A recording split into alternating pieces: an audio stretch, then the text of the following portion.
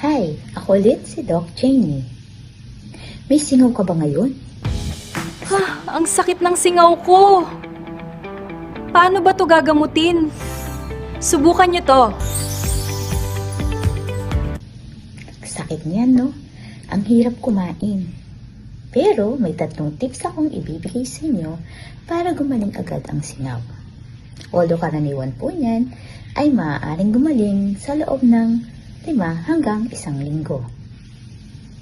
Unang tip, syempre kailangan huwag mong tutusukin na huwag pipisilin kasi lalo lang yung magkakaroon ng infeksyon.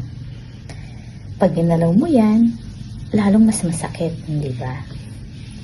Tip 2, magmumog ng maligamgam na tubig na may asin. Pero konting asin lang Masakit sa una pero effective naman. Sa mga bata na hindi pa marunong magmumog, medyo mahirap yan. So, ang ginagawa ng mga magulang, bumibili sila ng mga gel, na pampaalis ng sakit o ng kirot. 3, syempre, iwasan muna natin ang mga maalat, maasim, at maanghang na pagkain.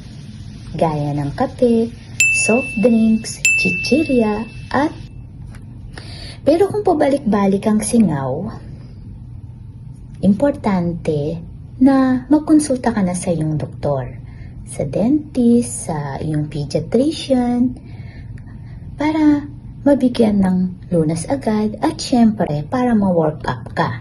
Lalong-lalo na pag ang singaw ay more than 1 week na. Tapos malalaki. Tapos pabalik-balik at madami. Baka kasi mamaya may ibang problema kung bakit madalas kang magkasingaw. Makakatulong rin po ang pagpapalakas ng ating resistensya. Kaya iwas muna tayo ng puyat, ng stress, at syempre lagi nating i-hydrate ang ating sarili. Dagdagan ang pag-inom ng tubig.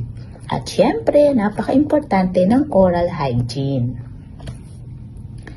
Okay, so lagi po nating tandaan, maliit na sugat, huwag baliwalain.